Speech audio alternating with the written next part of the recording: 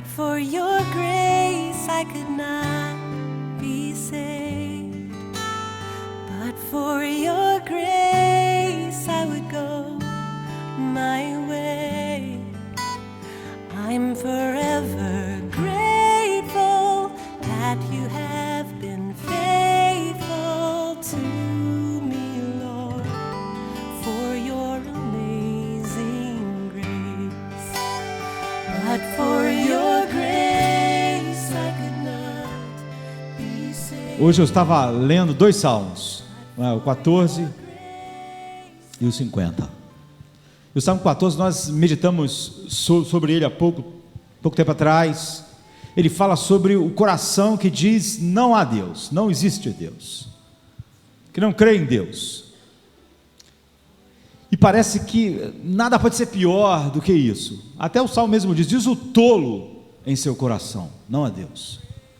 Mas hoje eu estava meditando em outro salmo que fala sobre algo ainda pior do que isso, não é? E me fez lembrar de Narciso, da onde vem o nosso narcisismo. É uma palavra que vem da mitologia grega. E Narciso foi amaldiçoado, eu diria assim, sabe? Porque uma ninfa se apaixonou por Narciso, mas Narciso não correspondeu. Todo mundo era, né, as ninfas, mas Narciso não correspondeu a ninfa Eco. Então ela jogou uma maldição sobre ele, em que ele ficou apaixonado pela imagem dele mesmo para sempre. Ele não podia amar nada, ninguém, a não ser ele mesmo. Então ele ficou encantado com a imagem dele refletida na água. E como Narciso não podia satisfazer sua paixão por ele mesmo, não podia abraçar ele, não podia beijar ele, sei lá, não podia ficar com ele mesmo lá, Narciso acabou entrando na água e se suicidando, morrendo. Morreu de amor por si mesmo, um amor incontrolável por si mesmo. Essa foi a punição.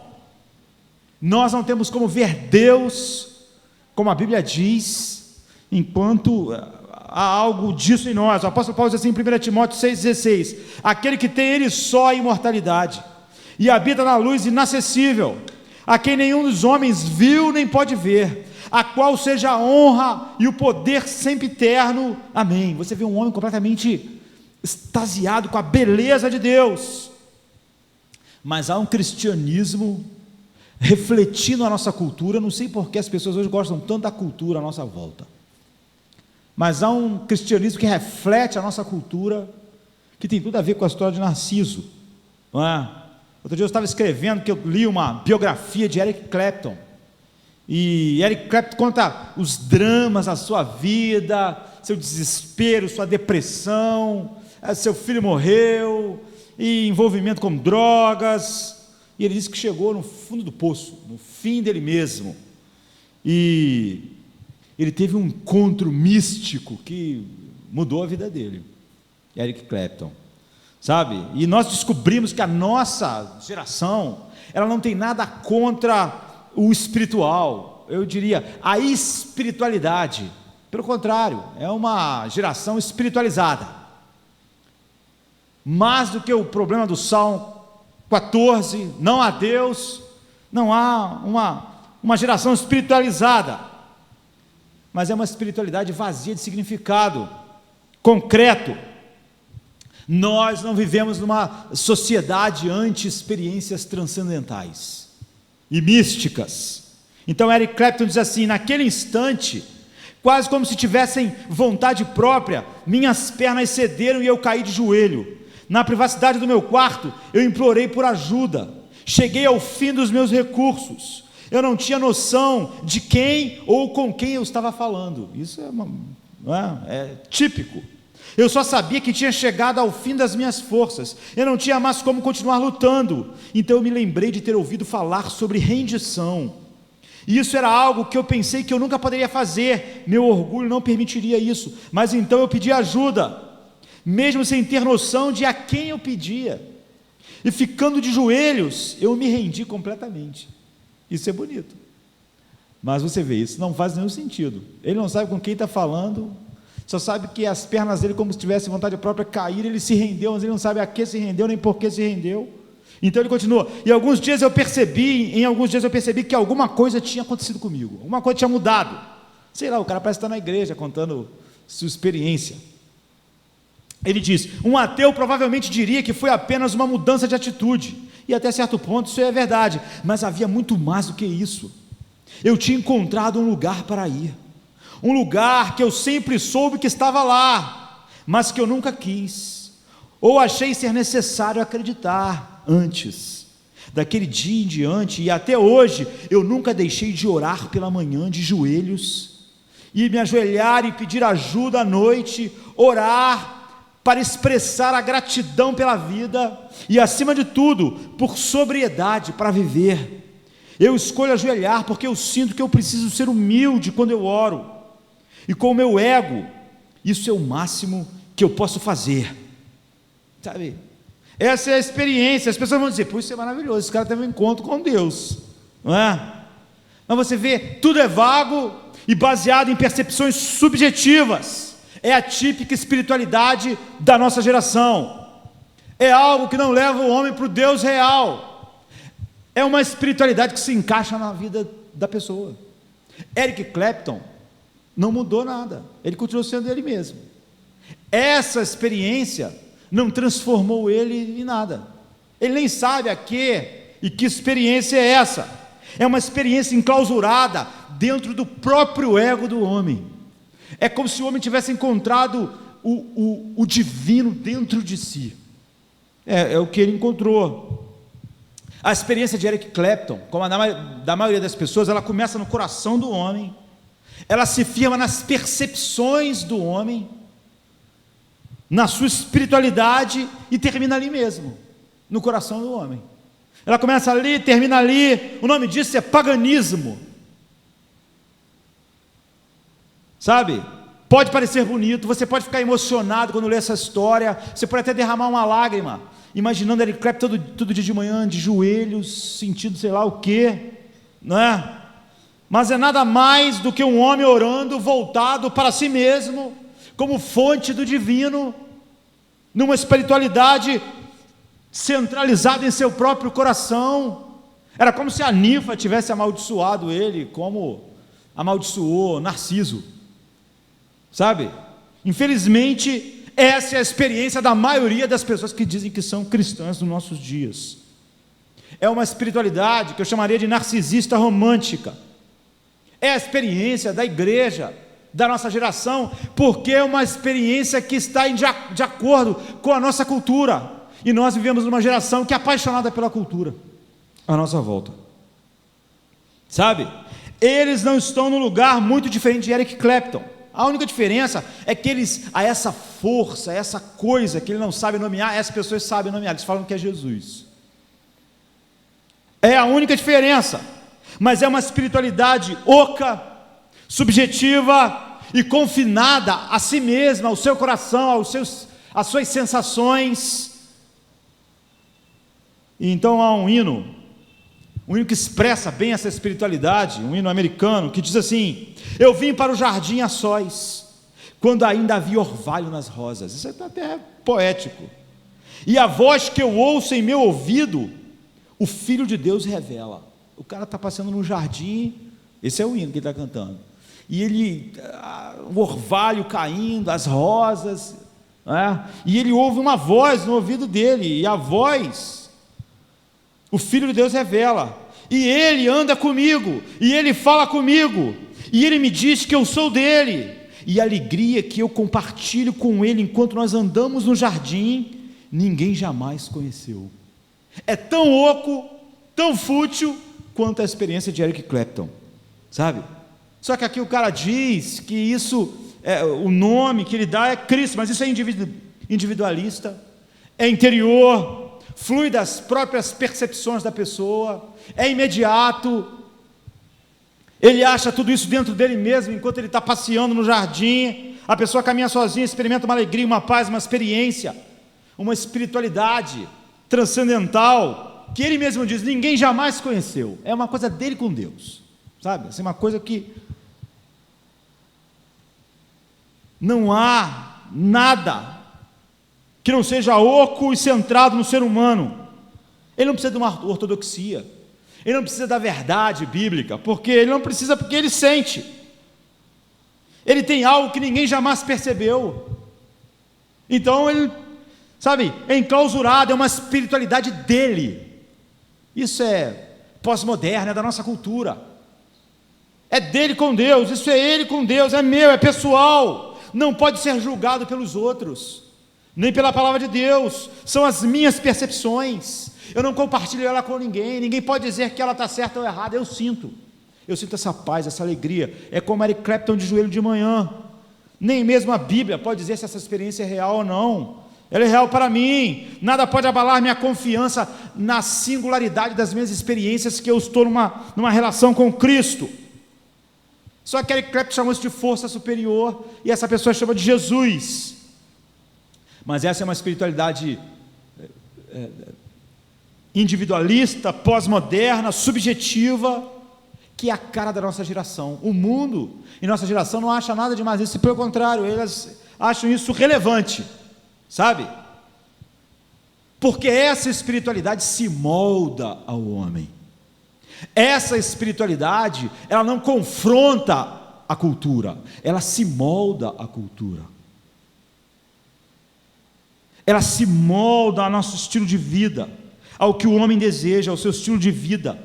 Ela se molda à moralidade do homem e da nossa geração. Ela se molda ao conceito que nós mesmos fazemos de ser bom ou não. Então você vê, ela é toda focada naquilo que o homem é, voltado para si mesmo. Ela é narcisista. Ela mostra que o homem e a sua espiritualidade está curvada no trono do seu próprio ego, do seu próprio eu. É a voz da serpente que diz que nós seríamos como deuses, Isso difere como o Ocidente do Oriente, como a luz da escuridão, do que a palavra de Deus diz ser a verdade revelada de Deus, O que leva um homem para Deus é a operação do Espírito através da palavra de Deus. É algo externo, não é nascido nas nossas percepções enquanto nós passeamos no jardim, 1 Pedro 1,23 diz: sendo de novo gerados, não de semente corruptível, mas da incorruptível, pela palavra de Deus, viva e que permanece para sempre. Você vê, não é algo do homem com Deus que ninguém nunca conheceu, não. O Espírito Santo faz isso através da palavra de Deus, que é externa, não são percepções internas, uma espiritualidade que se molda ao que eu sou, ao que eu julgo ser bom. Não são percepções, mas mudanças operadas pelo Espírito Santo no homem, através da palavra de Deus, da palavra revelada, que é a mesma palavra externa para todos nós, sem espaço para frases vazias, misticismo supersticioso, experiências transcendentais que fluem das suas percepções. O Espírito leva o homem para a palavra objetiva de Deus, que não tem nada a ver com o que o homem sente ou não sente, com o que ele acha ser bom ou não. Ela é externa, ela está lá, é a revelação de Deus. É algo que ele nunca viu, não é algo que ele sente, não é uma noção etérea e vaga, ela é uma revelação de Deus, da feiura humana, da feiura da nossa cultura, da feiura do nosso mundo. Jesus diz que o nosso mundo é como uma carne estragando, uma carne podre que está ficando mais podre. A Bíblia diz que a nossa cultura é como a escuridão. Nós não conseguimos ter essas percepções. Então ela revela a nossa depravação, o nosso engano, que o nosso coração não é confiável, que ele é mau, enganoso é o coração mais do que todas as coisas, e perverso. Quem o conhecerá? Jeremias 17:9. Só o Espírito Santo, através da palavra, nos leva a este encontro. Você vê, ela não se molda a nós, nem o que nós achávamos do nosso coração. Ela não tem nada a ver com a experiência nem de Eric Clapton, nem com grande parte do evangelho dos nossos dias. Não são bons sentimentos vagos, transcendentais. Ela vem como uma torrente, ela nos mostra quem Deus é, e nós clamamos como Isaías 6,5: ai de mim, pois estou perdido, porque sou um homem de lábios impuros, e habito no meio de um povo de impuros lábios, e os meus olhos viram o Rei da Glória. Não há nada de indefinido, etéreo, passeando no jardim vendo rosas. É uma visão terrível a respeito de nós mesmos, é ver o seu próprio pecado indesculpável, e é ver a nossa cultura sendo a cultura de homens e mulheres que só não foram destruídos pela ira de Deus ainda, por sua graça. Não há beleza que toque o coração de Deus. Então nós falamos como Pedro em Lucas 5,8, e vendo isso, Simão Pedro prostrou-se aos pés de Jesus, dizendo: ausenta-te de mim, porque eu sou um pecador. Você vê, ele não tem sentimentos tênues e vagos, ele tem uma visão terrível. Ou como Jó, em Jó 42, 5, 6, depois de ter uma visão externa, real, não subjetiva de Deus, ele diz: com o ouvir dos meus olhos, com o ouvir dos meus ouvidos ouvi, mas agora te vê os meus olhos, por isso eu me abomino e me arrependo num pó e na cinza. A realidade de Deus invade o homem. O Espírito Santo opera isso de forma objetiva, e o homem não pode mais. Você vê, é uma revelação que não se encaixa na vida do homem. Ela tem que transformar o homem. Ele passa a ser um estranho no mundo. A Bíblia chama de peregrino. Isso é objetivo, é a palavra de Deus. Não é uma experiência que ninguém jamais teve, é minha com Deus enquanto eu passei, não. É Salmo 119, 105, lâmpada para os meus pés é a tua palavra, e luz para o meu caminho. Ou seja, sem a tua palavra eu estou na escuridão, eu não vejo caminho, eu não encontro luz em mim para perceber nada. Então nós chegamos à conclusão de Provérbios 32, 4, que diz assim: na verdade eu sou o mais bruto dos homens, nem mesmo tenho conhecimento de homem, nem aprendi a sabedoria, nem tenho conhecimento do santo. Quem subiu ao céu e desceu? Quem encerrou os ventos nos seus punhos? Quem amarrou as águas numa roupa? Quem estabeleceu todas as extremidades da terra? Qual é o seu nome? E qual é o nome do seu filho? Se é que o sabes. Você vê, é algo certo na relação com Deus em Cristo. Só a palavra de Deus se destaca, e ela é certa, ela é infalível, elas não são percepções, elas não fluem de uma espiritualidade transcendental, de sentimentos bons do coração. E a palavra de Deus não é mais a experiência subjetiva e mística de passear num jardim enquanto Deus fala ao meu ouvido coisas que ninguém jamais ouviu. Essa é a realidade. Tudo aquilo é narcisismo, é um homem enclausurado e apaixonado por si mesmo, achando uma espiritualidade, sabe, que não tem Deus. Agora, esse homem abraça a verdade de Deus, ele se submete a ser governado pelos preceitos de Deus. Ele sente que todas as suas percepções são enganosas, que o mundo à sua volta é escuridão, ele precisa de lâmpada, sabe, para mostrar o caminho, para guiar seus pés, porque tudo à volta é escuro, e ele mesmo não tem luz alguma. Ele não define mais o que é amar a Deus, ele abraça a definição de Deus, que está, por exemplo, em João 14, 21, aquele que tem os meus mandamentos e os guarda, esse é o que me ama. Essa é a definição de Deus. Ele não cria a sua própria definição. Tudo que ele faz agora flui da autoridade de Deus, por amor à sua vontade. É algo claro que ele pode ver, comparar a sua vida, olhar para o seu coração, e agora ele tem uma reverência pela sabedoria de Deus, um zelo pela sua honra, uma fé em sua palavra. Ele não tem mais passeios místicos no jardim.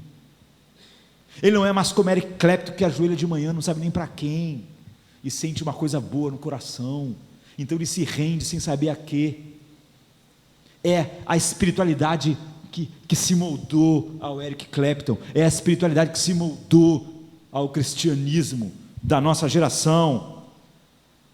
Mas a espiritualidade bíblica, como Paulo diz em 2 Coríntios 3,18, e todos nós com o rosto descoberto, refletindo a glória do Senhor, somos transformados na mesma imagem de um grau de glória para outro grau. É uma revelação de Deus que vai nos transformando à imagem de Cristo pelo Espírito Santo.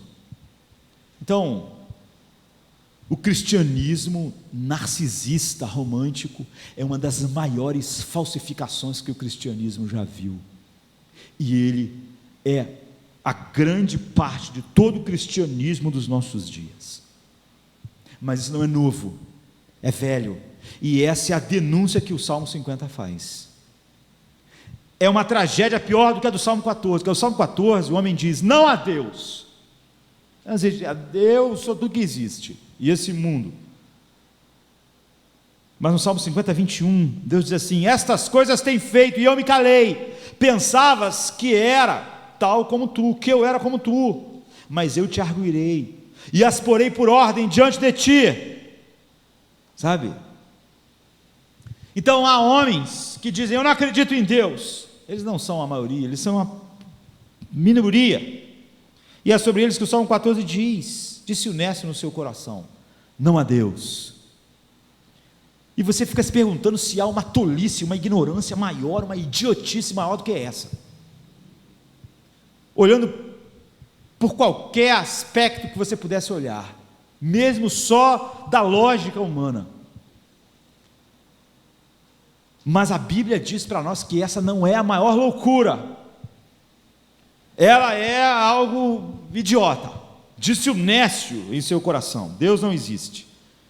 Mas a Bíblia diz que há uma loucura mais forte do que essa, maior, é a loucura das pessoas que dizem que acreditam em Deus, mas que o teor das suas vidas esquece completamente aquilo que Deus revelou a respeito de si mesmo, e tudo que eles têm é esse cristianismo narcisista romântico, sabe? A Bíblia diz aqui que essa loucura é muito maior do que um homem que diz não existe Deus, porque apesar da sua loucura, pelo menos há uma certa consistência nela. Se Deus não existe, eu vivo como eu quero, como Dostoiévski disse, se não existe Deus, então não existe certo e errado, cada um faz o seu. Se não existe Deus, se não existe um juiz, cada um faz o que quer, não existe mais, cada um decide o que é certo e errado.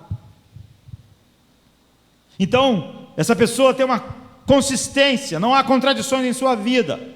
Eles dizem que não acreditam em Deus, então eles decidem como viver, e vivem de qualquer jeito. Eles não inventam um Deus e uma espiritualidade que se encaixa na sua vida, se é que se acredita em Deus. Eles não acreditam, eles vivem sem a palavra externa de Deus. Mas outras pessoas dizem que com certeza acreditam em Deus, e é sobre isso que o Salmo está falando, sobre as pessoas que dizem ser o povo de Deus, e que acreditam em Deus, e que no entanto vivem de uma maneira autocontraditória. Deus existe, Ele é o Rei, a verdade é o que Ele diz, mas eu vivo de uma maneira que contradiz tudo que eles dizem acreditar a respeito de Deus. Ou seja, a minha crença e a minha declaração de que eu creio em Deus não me leva a esse Deus real, porque não tem nenhuma influência, nem efeito na minha vida, tanto quanto não tem na vida de Eric Clapton, suas experiências místicas, nem sobre a minha vida, nem sobre a minha perspectiva, nem sobre o meu comportamento. Eles parecem com o comportamento do mundo, e nada mais do que isso. E o Salmo diz então, essas pessoas cometem uma loucura maior do que o homem dizer não existe Deus, porque eles vivem numa contradição. É notável isso. E nos 6 primeiros versos, Deus através do salmista chama as pessoas a um julgamento, e está dizendo, olha, Ele está convocando todas as pessoas que dizem ser o seu povo, nós, e diz assim no versículo 1, o Senhor poderoso, o Senhor falou, e chamou a terra desde o nascimento do sol até o seu ocaso. No versículo 4, chamará os céus lá do alto e a terra para julgar o seu povo. Sempre que a Bíblia nos coloca diante de uma situação incomum e grandiosa, ela usa essas palavras de convocar os céus e a terra como testemunha daquilo que Deus vai dizer para nós. Por exemplo, em Isaías 1:2, ouvi, ó céus, e dá ouvidos, ó terra, Deus vai confrontar o seu povo, e Ele chama assim, sabe, o céu e a terra, para olhar como testemunha a condição das pessoas que dizem ser o seu povo. E no Salmo 50 ele começa assim, ele começa com um julgamento solene, e o versículo 6 diz assim: os céus proclamam a justiça dele, pois Deus mesmo é um juiz. Nossa geração jamais gostaria disso, a nossa geração não gosta da ideia de juiz, de julgamento, porque a espiritualidade narcisista romântica e o cristianismo romântico, ele se molda às nossas vidas. Nossas vidas não são julgadas nessas experiências, elas estão moldadas na forma do nosso coração. Então nós somos convidados a prestar atenção a esse anúncio decisivo do julgamento de Deus sobre o seu povo.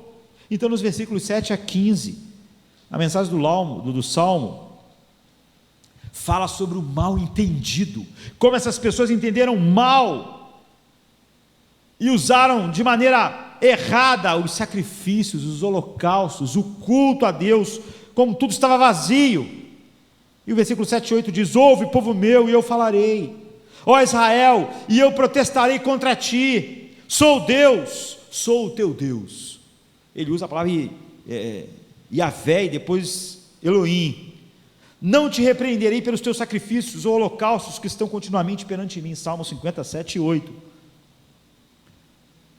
A acusação não é que eles não faziam culto, não é que eles não tinham momento de oração, não é que eles não tinham momentos de solenidade diante de Deus, porque eles faziam isso. É Israel, eles participavam dos holocaustos. A acusação é que eles não faziam isso da maneira correta, da maneira que foi revelada por Deus. Eles faziam isso segundo as percepções dos seus corações. Sabe, o que nós falamos sobre a espiritualidade narcisista romântica, o cristianismo, aquilo que se molda a nós, e a maneira com que nós achamos que podemos ser espirituais. Sua visão sobre tudo a respeito de Deus estava errado. É isso que o Salmo diz. E nos versos 16 a 22, nós vemos que esse mal entendido estava na vida das pessoas que diziam fazer parte da aliança com Deus. Mas ao ímpio, diz Deus: que fazes tu em recitar os meus estatutos e em tomar a minha aliança na tua boca? Ou seja, por que você pega a minha palavra e diz que é meu povo, se você é ímpio? Ou seja, impiedade é viver exatamente como se Deus declarar a existência de Deus e viver como se Ele não existisse de fato, porque piedade é a consciência de que nós vivemos diante de Deus, que Ele existe e que a verdade flui do coração dEle, e a verdade dEle é que declara a realidade. É a denúncia que Paulo fez em Romanos 2 e 3 a respeito de Israel e de todos os homens em seguida.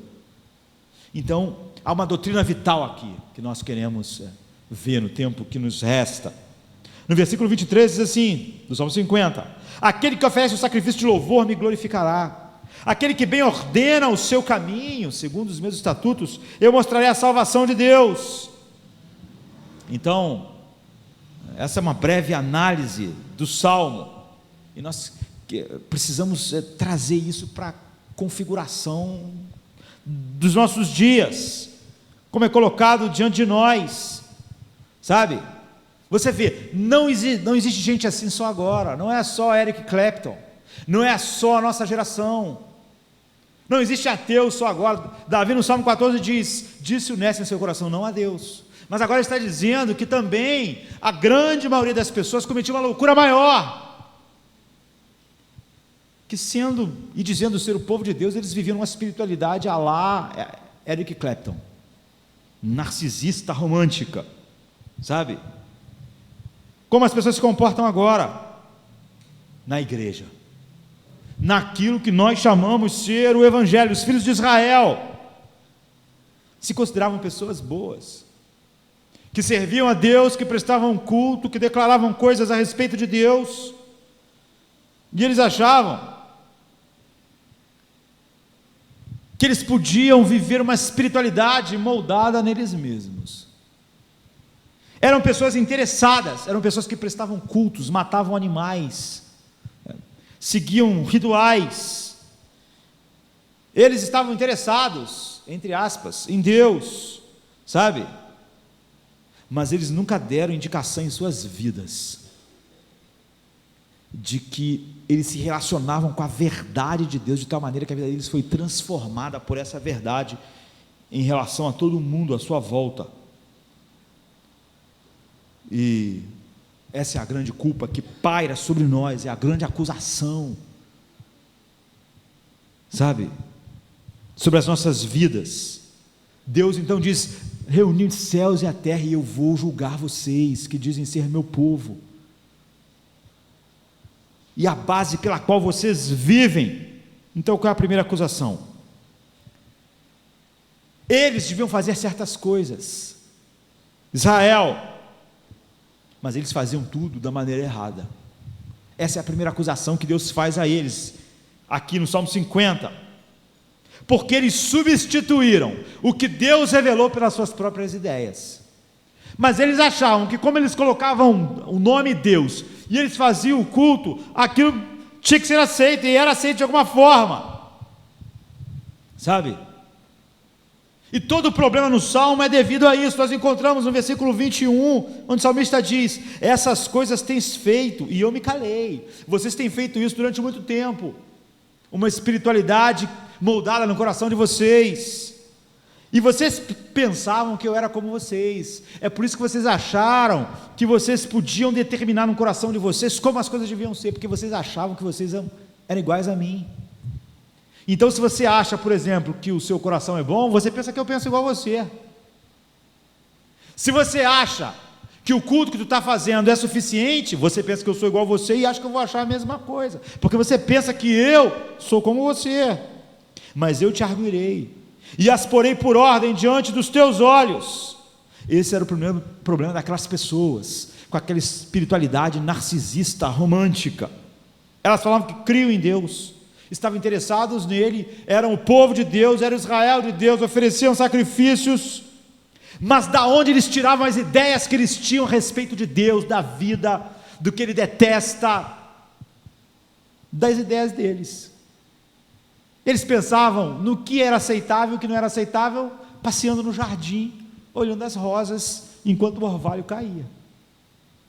É isso, eles eram como Eric Clapton, como o cristianismo narcisista romântico dos nossos dias. E Deus teve que dizer: vocês pensam que eu sou como vocês, então vocês pensam que podem tirar a verdade da mente de vocês, do coração de vocês. Eles se baseavam a vida inteira na opinião deles. Eu não acho que isso é errado, eu acho que isso é um exagero, eu acho que a cultura é muito boa, eu não acho o mundo tão ruim, eu não acho ele tão escuro. Eles achavam, é o que Deus diz: porque vocês pensam que eu sou como vocês, então vocês têm uma espiritualidade que flui das ideias de vocês. A vida de vocês não é baseada em mim, é baseada na ideia de vocês, e toda a atividade de vocês, até o culto que vocês prestam a mim, é baseado na mente de vocês, porque vocês pensaram que eu era como vocês. Eles têm uma visão de Deus, e Deus, na mente deles, tem que ser como eles imaginam, em seu coração, enquanto eles passeiam, em seus passeios místicos. A denúncia é: vocês determinaram como eu era, e vocês ficaram então satisfeitos, porque isso se enquadrou na vida de vocês.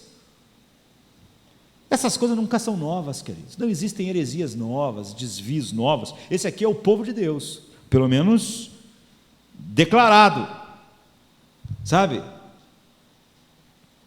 É assim, não é verdade? A verdade que Davi está falando, que Deus está falando através de Davi, não é a mesma hoje? Quem dera que grande todo o erro fluísse de pessoas que dizem Deus não existe, ou de pessoas que dizem não serem cristãs. As pessoas creem na existência de Deus, em cultuar Deus, sabe? Mas a concepção dele não é sobre aquilo que Deus exige, é aquilo que ele acha que Deus deve ser. Se você conversar com essas pessoas, você vai ver que eles têm um Deus sobre o seu próprio gosto. Se eles gostam de alguma coisa, eles cristianizam aquilo. Se eles gostam da noite, eles vão dar um jeito da noite parecer algo bom aos olhos de Deus. Não é a Bíblia que dirige eles. Eles fizeram Deus ao seu próprio gosto. A vida deles aí, sabe, a espiritualidade vai sempre se ajeitando, como com Eric Clapton. É impossível que Deus faça isso, que Deus faça aquilo. É impossível que Deus seja assim. É impossível que Deus tenha tanta ira. É impossível que Deus vá fazer. As pessoas acham isso porque elas estão olhando para elas, elas pensam, eu acho que é impossível, então é impossível. Pastor, você disse que Deus disse que o mundo é uma carne estragando? Eu acho que não é. Pronto.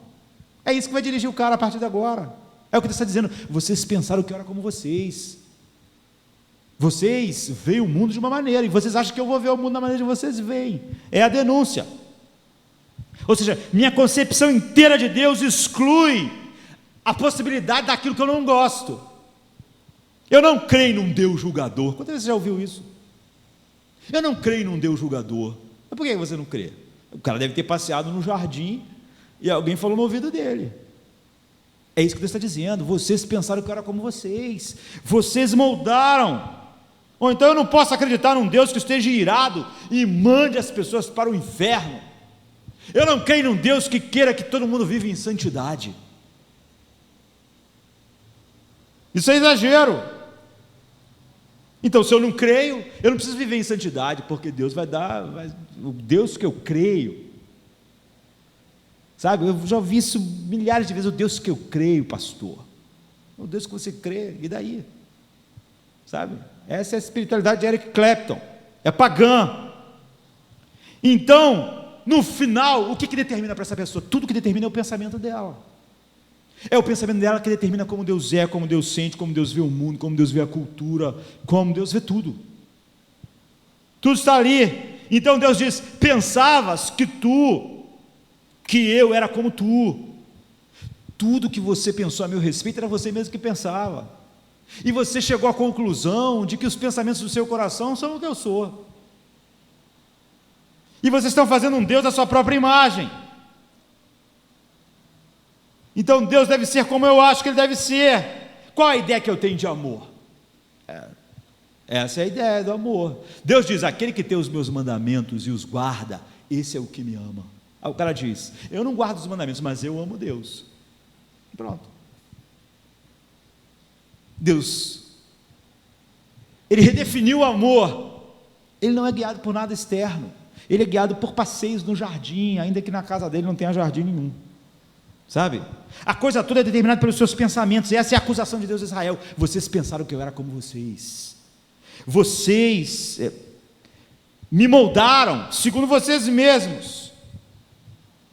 Vocês não têm base fora de vocês para os postulados que vocês fizeram ao meu respeito. Essa é a primeira acusação que Deus faz no Salmo 50, aquelas pessoas que diziam ser o seu povo. A segunda acusação: eles tinham um interesse teórico em Deus, apenas. O versículo 16 diz: mas ao ímpio, diz Deus está falando com as pessoas que diziam ser o povo dele, Israel: que fazes tu em recitar os meus estatutos, e em tomar a minha aliança na tua boca? Essas pessoas gostavam de falar sobre a palavra de Deus, elas discutiam a palavra de Deus, elas falavam sobre Deus, falavam sobre suas alianças, elas pareciam ser pessoas interessadas. Elas falavam sobre ética, sobre moral, mas a declaração delas a respeito de Deus era um interesse que não moldou elas em momento algum. A Bíblia diz assim no versículo 17: visto que tu odeias a correção, você não é moldado e você odeia quando a minha palavra te corrige, porque ela vai de contra aqueles teus passeios no jardim, que você ouve aquela voz boa no teu ouvido. Visto que tu odeias a minha correção, por que você diz que está em aliança comigo? E lança as minhas palavras para trás de ti. Vocês pensavam que eu era como vocês. Vocês moldaram o que eu sou pela mente de vocês. Mas vocês odeiam a correção que a minha palavra traz. E vocês pegaram a minha palavra e jogaram para trás. Então por que vocês, se fazem isso, dizem que são meu povo? Vocês são ímpios. Essa é uma declaração tremenda, é uma coisa terrível. Aqui estão pessoas cujo interesse por Deus em nada tirou elas do narcisismo natural dos seus próprios corações. Não tem influência alguma sobre a vida diária delas. Elas podem fazer coisas que se encaixam naquilo que Deus diz, mas só por acaso. É só porque encaixou. É só porque o cara gostava de sorvete e Deus disse que ele tinha que comer sorvete. Sabe? É como Jeú, assim, Deus falou para Jeú assim, tu tem que matar todos os falsos profetas. Jeú obedeceu a Deus assim, 100%, porque Jeú adorava matar gente, entendeu? Mas quando Deus mandou outras coisas, ele não fez mais. Ele pensou, eu não acredito que Deus queira, pronto. É sobre isso que Deus está falando. Eles falam sobre Deus, mas vivem como se Deus não existisse. Deus diz, essa loucura é a maior de todas as loucuras. A verdade de Deus não controlava a vida deles, apesar deles acharem, falarem sobre a verdade de Deus e debaterem ela. A verdade, Deus não era dono da existência deles. Eles odiavam a repreensão, ficavam irados, não gostavam, porque eles tinham um pensamento, e a palavra de Deus vinha corrigir aquilo. A Bíblia diz, vocês odeiam a correção, e minha verdade não molda a vida de vocês, e vocês jogam a minha palavra para trás. Então vem o versículo 23 que diz, aquele que oferece sacrifício de louvor me glorificará, e aquele que ordena a sua vida, pela minha palavra eu mostrarei o caminho da salvação, a salvação de Deus. Essa é a descrição perfeita da espiritualidade da cultura lá fora, daquela espiritualidade Eric Clapton, que ele de manhã sente uns troços, faz uma oração, cai de joelhos, aí levanta e ele é o Eric Clapton mesmo, que ele sempre foi. Deixa de fazer o que ele acha que deve, não faz o que. É a espiritualidade do cristianismo da nossa geração. Cada um tem o seu cristianismo. Por quê? Como ele não flui da palavra de Deus, eu tenho o meu, você tem o teu, todos nós temos um. Porque nosso cristianismo vem dos nossos passeios no jardim, enquanto olhamos a flor e o orvalho, e uma voz fala coisas doces ao meu ouvido. Um monte de inutilidades. Mas, sabe, o interesse não molda. Aqui fala sobre, eles tinham até acesso a coisas externas, falavam a respeito disso. Mas, mesmo quando eles liam direto as palavras que Deus registrou, eles tinham interesse só intelectual. Gostavam de brincar com as suas mentes. As pessoas adoram debater em nossos dias, sabe? Deus está dizendo, minha palavra não molda a vida de vocês, não molda a opinião de vocês, não molda os gostos de vocês, não molda os sentimentos de vocês são pagãos. E a terceira acusação, e última, nesse âmbito particular, esse análise inicial do Salmo, é que por causa disso, toda a visão que eles tinham do culto estava errado. Eles cultuavam a Deus, mas tudo que eles pensavam sobre o culto estava errado. E o salmista resume isso, sabe? E ele está falando com o povo que se dizia o povo de Deus. E o salmista faz a mesma denúncia que que os profetas faziam sobre os holocaustos, sobre os cultos, os sacrifícios. A alta crítica até chegou à conclusão de que lá naquele tempo em Israel havia uma divisão entre os profetas e os sacerdotes, que sacerdote gostava do negócio de holocausto e tal, mas profeta não, profeta era contra. Então o profeta ficava falando contra os holocaustos e os sacerdotes, porque havia essa rixa, não é? Mas não era esse o problema, não era esse a condenação do culto que os profetas faziam. Eles estavam fazendo culto narcisista romântico. Eles faziam culto como eles achavam melhor, porque eles pensavam que Deus era como eles. Então eles lá faziam seu holocausto, seu sacrifício, seu culto, e pensavam: Deus tem que estar satisfeito, nós estamos fazendo um culto para Ele. Eles não estavam preocupados com o que o culto queria dizer, com a revelação que Deus fez de como ele devia ser cultuado, como devia estar o coração, como a vida devia estar ordenada para isso. Então, depois que eles faziam o culto, eles achavam que ganhavam mérito diante de Deus. É comum hoje, sabe? Fizemos nossos holocaustos, nossos cultos, somos perdoados e vamos viver como vivíamos antes. Deus não está satisfeito. A gente vem aqui nessa noite, quinta-feira, a maioria das pessoas viajaram no feriadão, mas nós viemos aqui hoje cantar uma música, ouvir uma palavra. Deus não está gostando? Deus não está satisfeito com isso? Por quê? Porque Israel, o salmista diz, acreditavam que ganhava mérito fazendo culto para Deus. Eles achavam que realmente estavam dando algo para Deus, e que então Deus tinha que ficar feliz, então eles podiam viver como eles queriam. E pior do que isso, não é? O salmista disse que eles achavam que com o culto eles estavam conferindo vantagem a Deus, que no momento como esse, quem está ganhando aqui hoje é Deus, está ganhando, está saindo no lucro.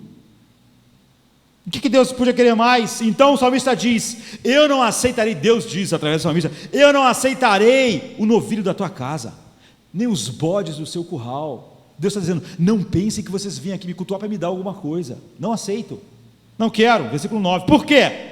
Deus diz no versículo 10, porque todos os animais são meus, todos os animais da floresta são meus, e o gado sobre milhares de montanhas são minhas, vocês não me dão nada. É o que Deus diz, vocês só acham que me dão alguma coisa fazendo um culto, porque vocês não entenderam nada, porque vocês pensam que eu sou como vocês pensam que um culto é feito para me beneficiar, que eu ganho alguma coisa. Vocês são muito arrogantes, são narcisistas, sabe?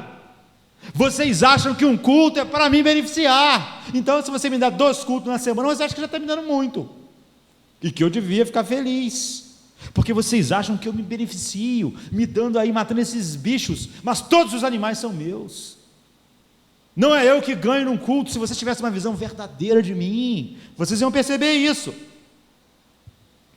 Quando vocês trazem seus bois e cabras e aves, saibam que todas elas são minhas, e todas as feras do campo são minhas, e se eu tivesse fome, Deus diz no Salmo, eu não pediria a vocês. É óbvio que Deus não sente fome, Deus é espírito, mas Ele quer que as pessoas entendam, numa linguagem assim, jardim de infância. Se eu tivesse necessidades, Deus está dizendo, eu não diria para vocês, porque o que vocês iam fazer? Como é que vocês iam suprir uma necessidade minha? Eu não tenho necessidade, mas se tivesse, não são vocês com o culto de vocês, com o sacrifício de vocês, que iam suprir alguma coisa em mim. Eu não tenho necessidade, vocês não podem suprir, o mundo é meu, e toda a sua plenitude. Eu não tenho necessidades que vocês possam suprir, eu não ganho nada no culto de vocês não entenderam nada. É que o pensamento deles tornou-se tão degradado, tão moldado neles mesmos, tão narcisista, que eles achavam que um culto trazia vantagens para Deus, e que depois Deus foi tão beneficiado com o meu culto, que eu podia viver como eu quisesse, e Deus tinha que estar satisfeito, porque eles achavam que o culto, eles estavam sendo condescendentes com Deus. Poxa, nós temos coisas para Deus, será que Deus, o que Ele quer? Sabe? Essa é a análise do salmista. Vocês não entenderam nada, esse negócio de conhecer Deus passeando pelo jardim, fez vocês prestarem um culto abominável para Deus. Tudo que vocês fazem, não flui de ser moldado pela palavra de Deus, para compreender a relação que vocês têm com Deus. Tudo é mecânico, vocês acham que estão dando coisas para Deus. Deus convocou o céu e a terra para dizer isso àquelas pessoas que diziam ser o seu povo. Esse é o caráter da adoração dos nossos dias. Nós sentimos que ganhamos mérito em fazer isso. Nós sentimos que algumas obediênciazinhas nós estamos dando algo para Deus, então o resto da nossa vida a gente faz o que a gente quiser. É isso, essa é a denúncia. Olha, a maioria das pessoas não estão domingo e quinta, eu estou.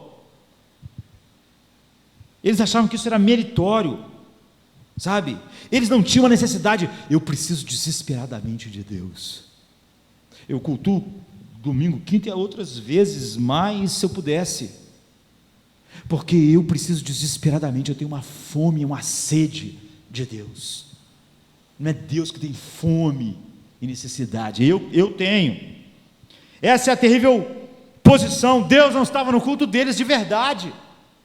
O Deus que eles estavam no culto deles era o Deus do Eric Clapton, o Deus do cristianismo narcisista romântico.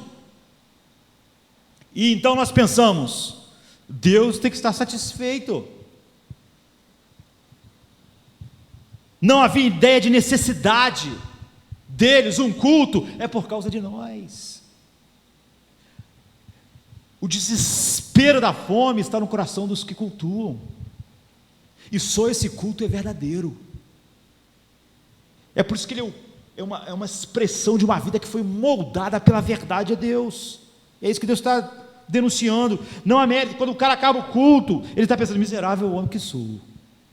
Oh Deus, lâmpada para os meus pés é a tua palavra, me guia na escuridão do mundo. Eu não confio nem no meu coração, nem nos meus olhos. Tu é tudo que eu preciso, tenho. E as pessoas dizem, por que eu devia ser incomodado? As pessoas têm que ser persuadidas a adorar a Deus. Elas têm que ser persuadidas a ler a Bíblia, persuadidas a orar, a adorar, porque elas veem isso como algo que elas estão dando para Deus. Essa é a denúncia. Elas moldaram. O que significa tudo isso? Já que o nosso tempo está acabando, nós temos que resumir. É que essas pessoas, é que a nossa geração, como aquela, está completamente no controle do seu cristianismo. Elas estavam no controle do seu culto, no controle da sua espiritualidade, no controle da sua relação com Deus. Eles eram o centro, não Deus. Deus é considerado em termos dos sentimentos do homem. Então Deus tem que dizer, vocês pensaram que eu era como vocês, então vocês julgaram que de fato eu penso como vocês. Então eles pensaram, Israel, que o que eles pensavam a respeito de Deus era a verdade sobre Deus, e que o que eles pensavam ser a forma de adorar era como Deus devia ser adorado. Eles estavam no controle. Então Deus diz, tu pensavas. E o segundo princípio é esse, sabe? Apesar de Deus declarar o seu estatuto, e apesar deles ouvirem isso, tomar aliança em sua boca, apesar de falar que acreditavam em Deus, eles não tinham interesse em Deus. O interesse estava completamente voltado neles. O que era certo e o que era errado? O que eles achavam. Como era o culto? Como eles achavam. E tudo que eles faziam para Deus, eles achavam que Deus é que estava sendo beneficiado. Deus teve que dizer, olha, eu não quero ter o sacrifício, porque todos os animais são meus. Se eu tivesse fome, eu não falava para vocês, porque vocês não podem me dar nada. Esse é o problema fundamental no mundo de hoje, o nosso fracasso, sabe? Quantas vezes você ouve isso dentro da igreja o tempo todo? Ah, pastor, eu gostaria muito de acreditar nessa doutrina, mas eu tenho uma dificuldade. Você tem dificuldade por quê? Qual é a sua dificuldade em acreditar nisso? Não consigo sentir a depravação total. E daí? E daí que você não sente a depravação? O homem é completamente depravado. Por quê? Porque Deus disse. É isso. Você não aprende isso passeando no jardim. Você aprende isso com a palavra de Deus. Ah, não consigo entender que o mundo é tão mal assim. Eu não sinto que o mundo é tão mal assim. E daí? Você não sente? Porque você não é Deus, né? Você é mal, aí você acha que o mundo mal é bom. É igual... Iguais não sentem a mesma coisa que Deus. Sabe? As pessoas dizem para mim: pastor, eu não sinto que as pessoas são tão ruins como a Bíblia diz. Ué, pô, você é ruim pra caramba. Você mesmo está dizendo que a Bíblia é mentirosa. Você não sente? Porque a espiritualidade dessas pessoas é a espiritualidade de Eric Clapton. Ela quer sentir isso enquanto passeia no jardim, ela não sente. Elas não conhecem Deus, então elas pensam que Deus é igual a elas. E como elas acham que o mundo não é tão mal, que o mundanismo, por exemplo, não é pecado, então não é pecado, porque ela acha. Eu vou dizer o que eu digo para essas pessoas: você nunca vai sentir que você é um pecador tão mau e depravado assim, porque um dos mecanismos do pecado é exatamente defender você contra a acusação do seu pecado. O mecanismo natural do pecado é dizer: Deus, a mulher que tu me deu, ela veio com esse negócio aí, esse é o mecanismo natural, essa é a essência, sabe? Nós sempre achamos que estamos em condições muito boas, ou se não são tão boas, não são tão ruins, para Deus estar irado a ponto de me botar no inferno. Nós nunca vamos sentir isso.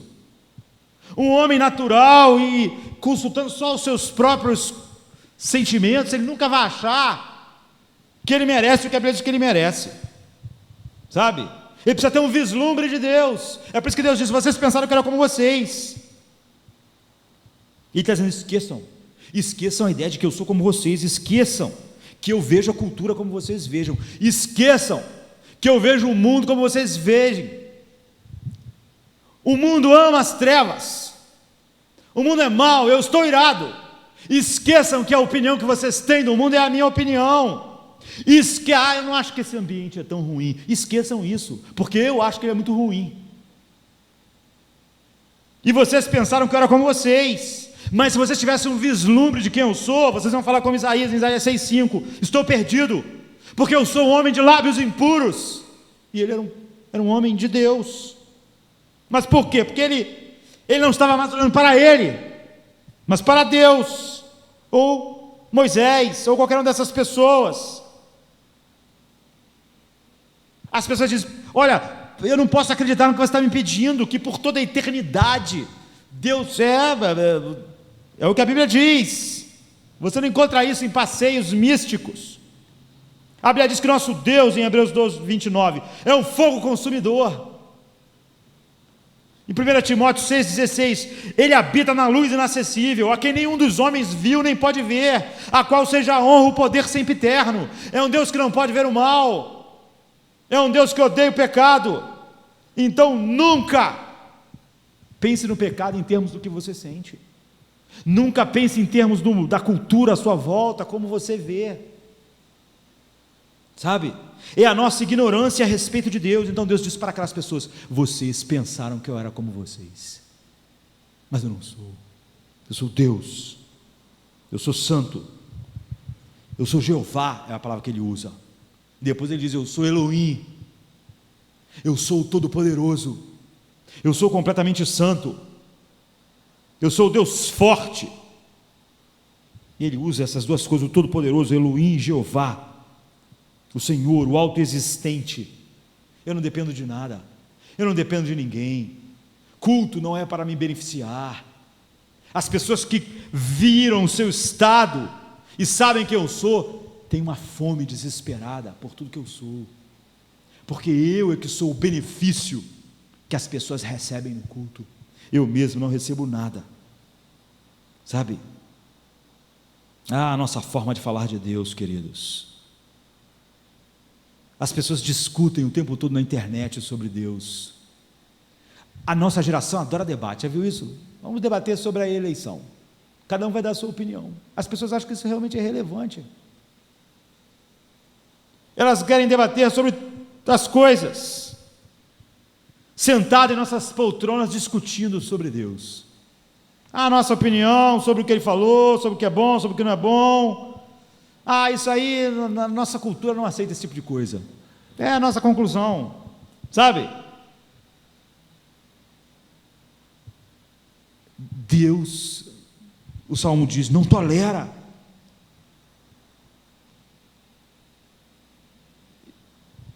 essa atitude, sabe? O interesse investigativo. As nossas opiniões são fúteis. Êxodo 3:5 diz que Moisés viu um fogo queimando e o troço não queimava, ele ficou curioso. E foi fazer uma investigação, tipo científica. Pô, vou olhar aquilo ali é estranho. E Deus disse assim para ele: não te achegues para cá. Tira os teus sapatos dos teus pés, porque o lugar que você está pisando é santo. Você não vai chegar aqui fazendo investigações. É isso. Não se estuda a Deus como se debate macacos. O que você acha do macaco? O que tu acha que o macaco entende? Quantas palavras o macaco entende? Vamos botar o macaco, vamos treinar o macaco. Quão desenvolvido é o cérebro do macaco? Não se debate Deus assim. É loucura. A Bíblia diz que se você conhecesse Deus, você parava de falar, e não falava mais nada. Você ouvia o que ele disse. Como Jó falou muita coisa, fez perguntas, mas quando Deus falou, ele disse: ponho a mão na minha boca, não falo mais nada, porque eu só falei besteira. Diante de Deus nós não falamos, nós não debatemos. É isso. O Salmo 106:33 diz: porque irritaram o seu espírito, de modo que falou imprudentemente com seus lábios. Sabe, Deus está falando no Salmo 50: se vocês me conhecessem, vocês gostariam de ficar quietos. É a única coisa correta e apropriada a fazer. Não é ouvir a voz do seu coração, não é ter uma opinião, é ficar quieto. Se nós queremos ser dirigidos por Deus, guiados por Deus, viver com Deus, então pare de falar, pare de dar a sua opinião, pare de pensar para chegar a alguma conclusão a respeito de Deus, porque Deus diz: vocês pensaram que eu era como vocês, porque vocês pensaram. Se vocês só tivessem escutado, vocês saberiam como eu sou, mas vocês resolveram pensar como eu era, e vocês chegaram à conclusão de que eu era como vocês. Fiquem em silêncio, esperem, escutem, adorem. É o que o Salmo diz: o Deus Todo-Poderoso, Jeová, tem falado. Fiquem quietos. É isso. Você percebeu quem é Deus? Percebeu a realidade de Deus? Cristo veio ao mundo para quê? Para nos conduzir a Deus, para a gente dar nossa opinião a respeito dele? Não. Ele morreu para nos conduzir a Deus. Todo o evangelho é sobre Deus, não é sobre a sociedade, não é sobre a cultura, é sobre Deus, sobre nos levar a Deus. Não é uma sensação confortável, sabe, de eu ficar ali pensando em como Deus devia ser e como Ele é. Todo o objetivo de Cristo em sua morte, na cruz, no sepultamento, na ressurreição, é nos conduzir a Deus, para taparmos nossas bocas. O último teste da nossa profissão de fé, se nós somos regenerados de verdade, é nosso pensamento estar cativo à palavra de Deus, é a nossa atitude diante de Deus, é a nossa reverência em amor, que é se submeter aos seus mandamentos, pois Deus é um fogo consumidor, é obedecer-lhe, é manter suas leis. O versículo 16 diz: vocês não ordenaram suas vidas pela minha palavra, porque vocês pensaram que eu era como vocês, então vocês pensaram que como vocês pensavam que deviam agir, era como eu achava. Vocês odeiam a correção, e vocês jogaram minha palavra para trás. Tu dás a tua boca para o mal, e a tua língua forja o engano. Então ele começa a denunciar que a vida deles era abominável diante de Deus. Vocês acham que eu não posso ser irado, mas a vida de vocês provoca a minha ira. Porque Deus revelou a sua lei. Por quê? Para que nós pudéssemos ter um assunto para os debates. O que você acha do adultério? O que você pensa sobre a fornicação? O que você pensa sobre o orgulho? Qual é a sua opinião de sermos mundanos? É isso? É isso que nós acreditamos, que a revelação de Deus foi para isso, para ser um grande tema. Deus não nos deu a sua palavra para ser discutida, mas para ser mantida. Ele disse: vocês não ordenam suas vidas pela minha palavra, porque vocês pensaram que era como vocês, sabe? A Bíblia não é nem mesmo, eu diria, num certo sentido, para ser aplaudida, se for só isso que você faz. Poxa, que lindo, maravilhoso isso. Esse sermão que eu vi lá, o cara, sei lá, falar, esse sermão de Lutero. Não, isso é inútil. A vida é para, a palavra de Deus é para ordenar, moldar as nossas vidas. Não há crédito, sabe, em simplesmente admirar alguma coisa. Então Deus diz: vocês não ordenaram, vocês pensaram que era como vocês. Quando Deus diz: não terás outros deuses, isso não está em discussão. Qual é, qual que não pode ser? Não, nosso país, nossos bens, nossas mulheres, nem esposos, nem filhos, não deve haver ídolos.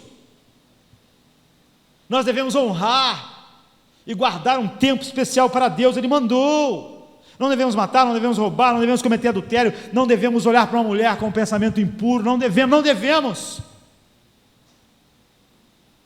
Paulo diz: saí do meio deles, separai-vos, diz o Senhor, e eu vos receberei. Hebreus diz: a santificação sem a qual ninguém verá Deus. Isso não são temas para debate. É o que Deus diz para Israel. Mas o cristianismo narcisista romântico, ele ouve Deus no jardim, ele serve Deus como Eric Clapton. Deus deve ser glorificado pela nossa obediência. O que Deus diz dos nossos cultos, quando nós achamos que Ele está sendo beneficiado, é: o que vocês podem dar a mim? Vocês acham que eu estou com fome, vocês vêm num culto saciar a minha fome? Eu não tenho necessidade, se tivesse eu nem ia contar para vocês. E a outra coisa que eles não percebem, que é terrível, é que Deus é um juiz que julgará. Infelizmente é onde nós vamos ter que parar no Salmo aqui. Ele diz: e os céus anunciarão a sua justiça, pois Deus é o juiz. Sabe? Esses são os termos. Aqui estavam aquelas pessoas, elas estavam falando sobre Deus. Elas achavam que o que elas sentissem sobre Deus era o que Deus era. E eles falavam sobre Deus, eles cultuavam a Deus, e depois eles viviam como eles queriam, ordenavam a vida como eles queriam, e eles acreditavam que o fim ia ser esse mesmo. Eles acreditavam que Deus fala sobre sua lei, sobre ser juiz, mas que isso tudo era teórico. É como nós somos. Nós podemos pensar em Ananias e Safira: cara, eles mentiram ao Espírito Santo, os caras caíram mortos. Eu já me reuni várias vezes no culto para cantar coisas que é a maior mentira ao Espírito Santo, mas eu não caio morto, eu não caio, sabe? Então nós achamos: Deus não é como Ele diz que é, Ele é tolerante, Ele não é assim dessa forma. Mas Deus diz assim, então, no versículo 21, estas coisas vocês têm feito, moldaram como eu era, pensaram que era como vocês, fizeram um culto como se eu precisasse desses animais que vocês trazem, essas coisas têm se feito e eu me calei, ou seja, eu demorei. Pensavas que eu era como vocês, mas eu arguirei e os porei por ordem diante dos teus olhos. Sabe, funciona assim. Nós começamos a argumentar, nós falamos: não, eu não acho que Deus é essa coisa que fala sobre santidade, aí eu vivo daquele jeito. Aí o que acontece? Não acontece nada, eu continuo vivendo, caso, tenho filhos, arrumo emprego, como um monte de aparelho eletrônico. Eu chego à conclusão: tá vendo? Deus não liga, era um exagero, o pastor é muito puritano, é isso.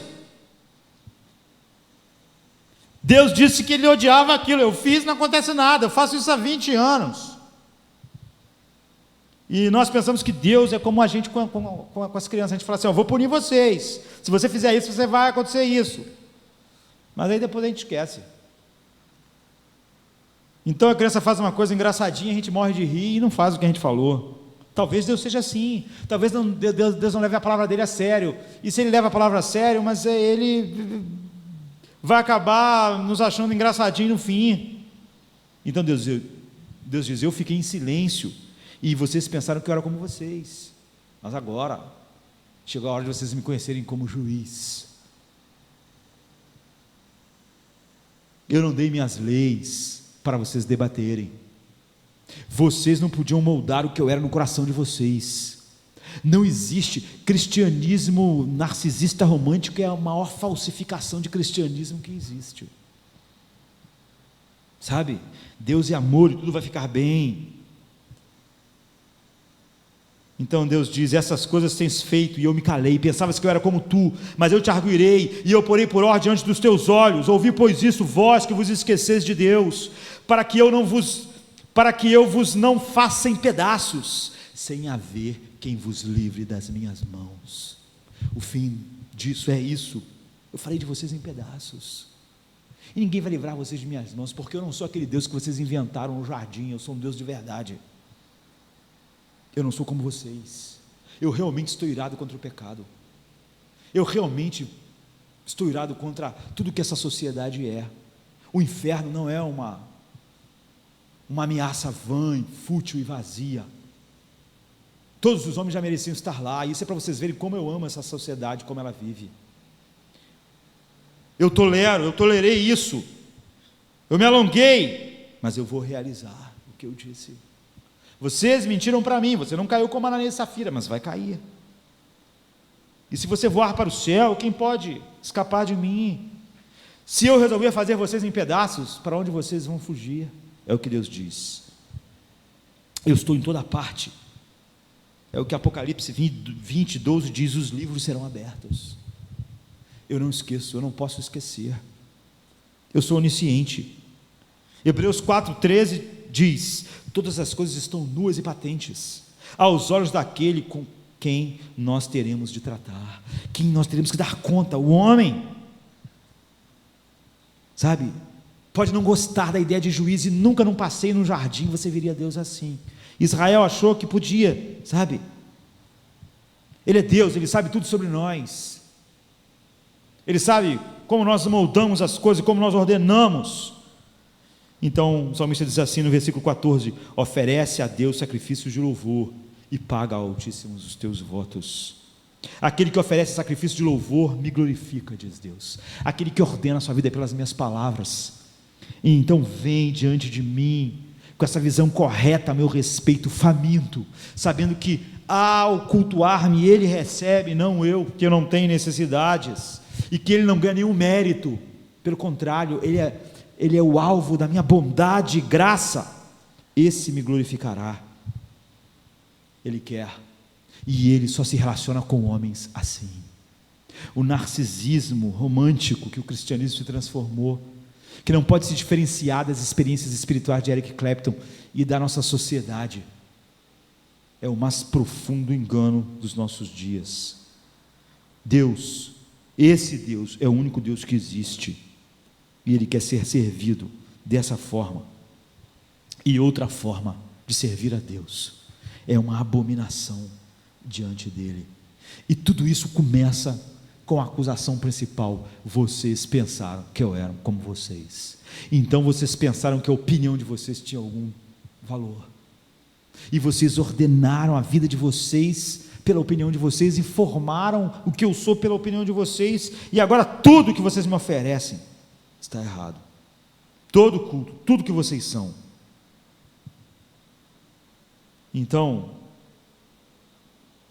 essa é uma loucura pior do que dizer não existe Deus. É dizer existe Deus e depois viver como se Deus não existisse de fato. Viver com experiências transcendentais e opiniões a respeito de Deus forjadas em nossos corações, pensando que Deus é como nós. Então a principal acusação de Deus é: vocês pensaram que eu era como vocês, então agora tudo está errado na vida de vocês, e se vocês não voltarem, um dia eu farei vocês em pedaços, e não haverá quem livre vocês das minhas mãos. Querido, qual é a nossa atitude diante de Deus? O que molda as nossas vidas? Nós acreditamos em Deus, Israel acreditava. Nós prestamos culto, eles prestavam. Eles achavam que eram diferentes do mundo à sua volta, achavam também, sabe? Mas se quando nós vivemos, nós não vivemos além desse cristianismo narcisista romântico, nossa situação é simplesmente desesperadora. Nossas opiniões são fúteis, e um dia nós vamos ter que estar na mesma posição de Israel aqui, diante do Deus, o Jeová, que ele usa, e o Elohim, todo-poderoso, autoexistente. Ele vai nos inquirir. Então a única palavra de Deus para nós está em 1 Pedro 5,6: humilhai-vos sobre a poderosa mão de Deus, calem as suas bocas, como Jó, e sejam guiados por tudo que Deus é, para a glória de Deus. Vamos ficar de pé. Essa é uma loucura pior que o ateísmo, cristianismo narcisista romântico. But for your grace I could not be saved. But for your grace I would go my way. I'm forever